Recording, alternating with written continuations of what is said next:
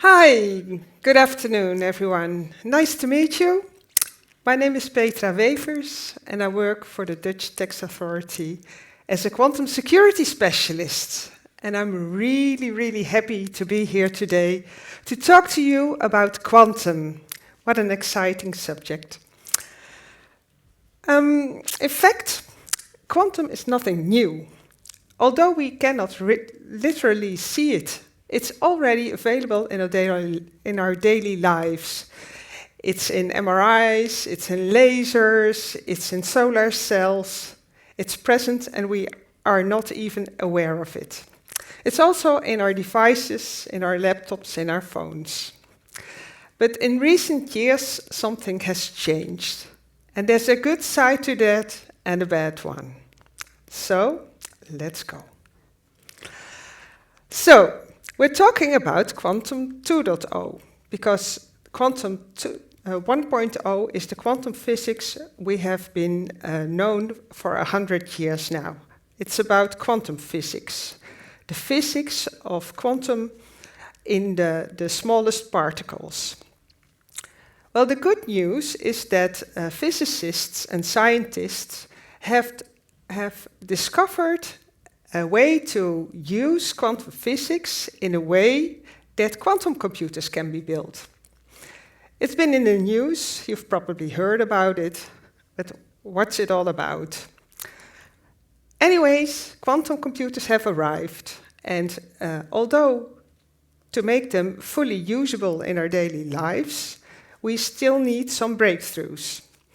There are large obstacles that need to be taken, but they are published regularly, and what it all ends in is a combined stack of classical processing capacity combined with graphical processing capacity, like for AI, and quantum processing capacity.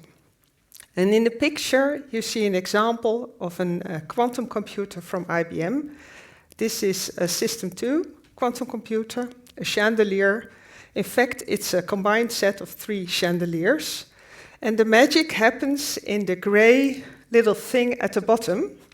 And what happens there is about a few concepts.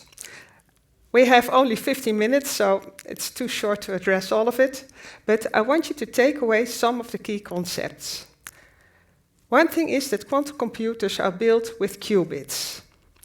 As we work in IT, we all know our classical bits. Quantum bits, qubits, are different.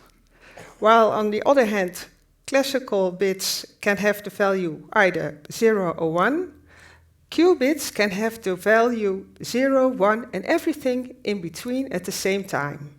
And that can be used to calculate with.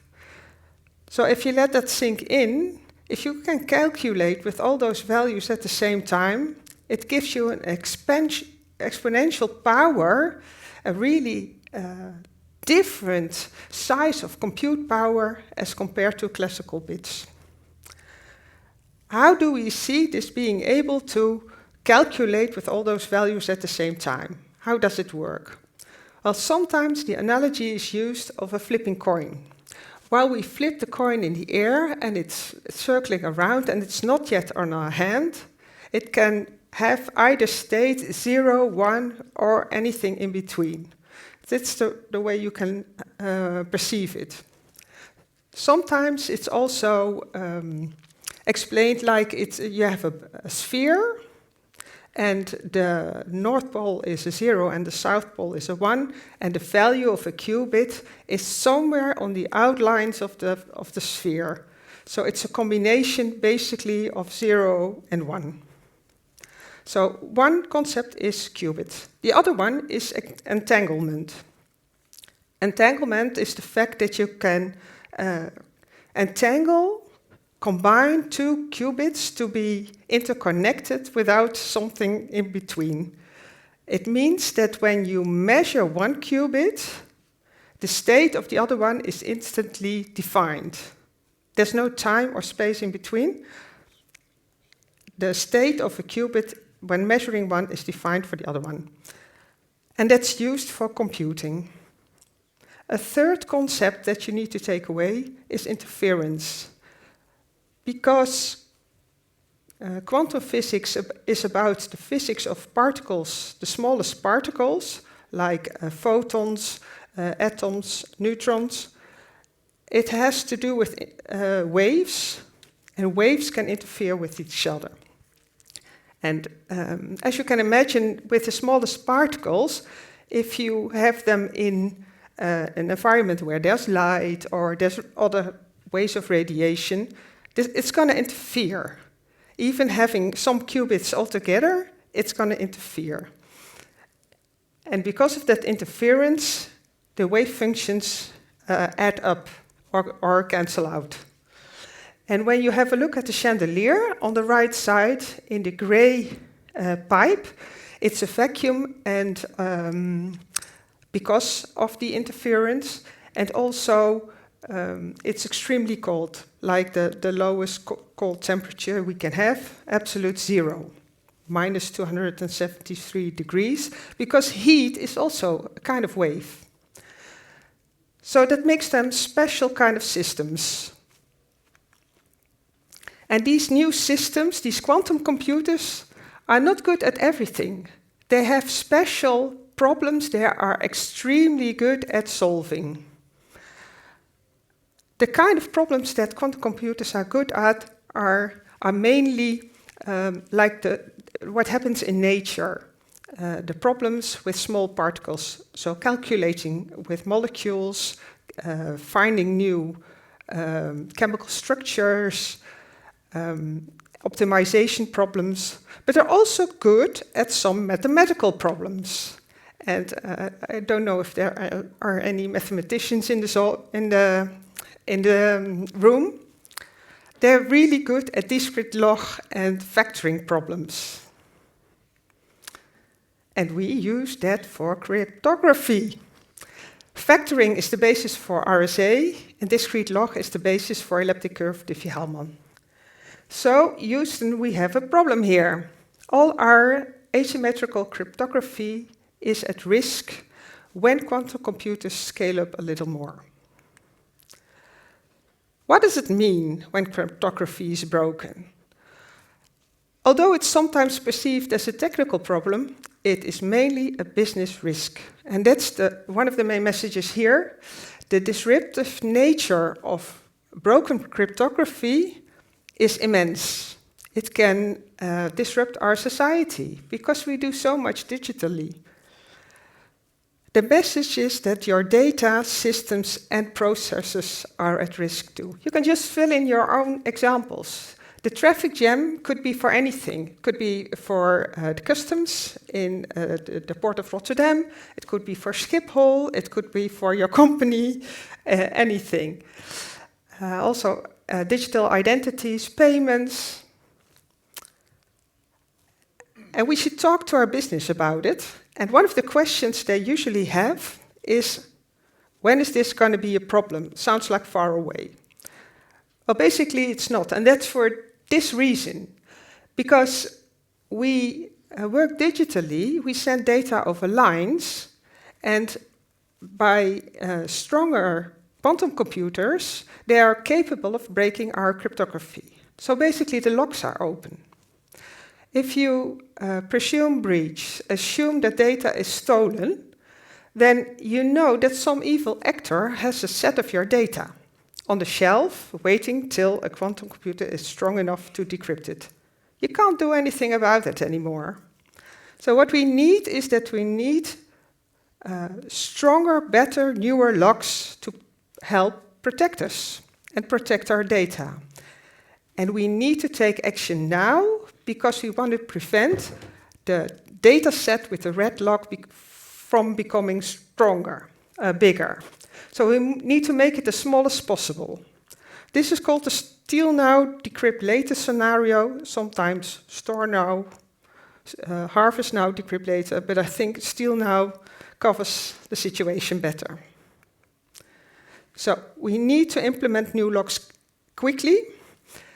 Worldwide, there has been a contest organized by the American National Institute for Standards and Technology, the NIST organization, And it has resulted in 3 new standards published last August. It's called FIPS 203, 4, and 5, and many more are going to come. And the implementation process for that is ongoing. That means that vendors, library owners, are making implementations for that.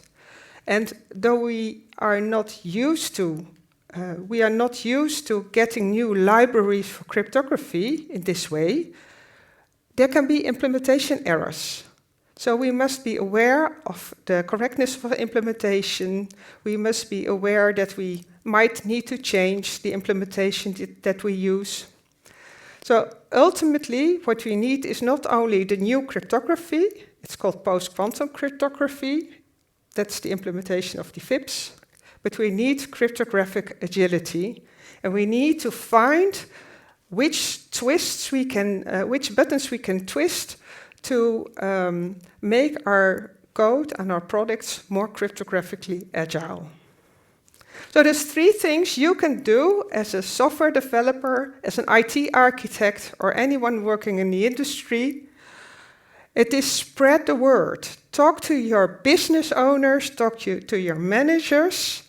Tell them this story. You have a business risk. Because if they understand that it's their problem and we are here to help, you don't have to go into the portfolio discussions all the time. That prevents us from moving on. You can refer to clear directions from the National Coordinated Terrorism and well, anyway, and Justice, the AIVD and the National Cybersecurity Center. I have references later on, and this PQC-Migrationhandbook is excellent. It's published by the AIVD recently. So spread the word. Another thing, start preparing, and this is your area, our area. We can do stuff. We can start with the PQC-Migrationhandbook. We need to move to TLS 1.3 because other versions of TLS won't be supporting post-quantum cryptography, which will possibly lead to larger key sizes and everything, making it really complex. We need to move to TLS 1.3 in a hybrid end configuration. I'm not going to go into it, but if you start using post-quantum cryptography, you must look into hybrid end. And we can generate C-bombs in our pipelines, cryptographic bills of materials. One final thing, do small experiments. It's fun, and it's really useful. And you can use the Open Quantum Safe framework for it. Open Quantum Safe, it's on GitHub. It gives you demo integrations of the new cryptography, and you can use it as a proxy container, for instance, that has support for PQC, and you can start testing to that. It's a means of decoupling.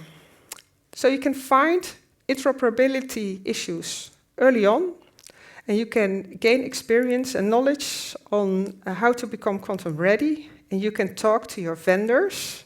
They need to get ready too, and see how we can align things. Because this is pretty complex stuff.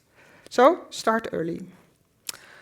Here are a few references I have for you. It's a bookmark page. It has some nice videos. One of them is by Veritasium. Maybe you know it. But it also contains the NCTV document on how important it is that we prepare for quantum era. An excellent scan by the Rathenau Institute. It's all in English. There are also Dutch versions. You can find them online. It contains TLS 1.3 spec and the PQC-Migrationhandbook. So please, get your hands dirty and hit it. Thank you.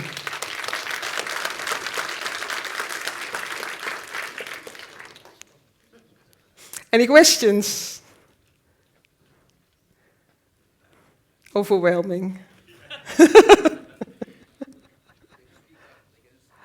Oh yeah, I see a hand there.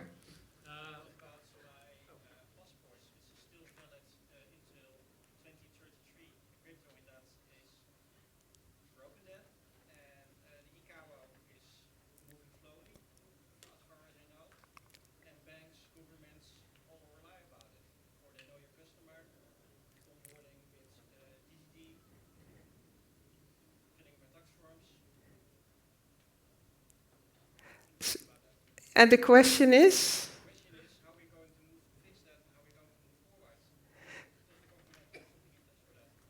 So if I translate it a bit, you say passports, there's a lot of complexity, DigiD, all parties need to make adjustments, and how do we do it? Do I get it correctly like that?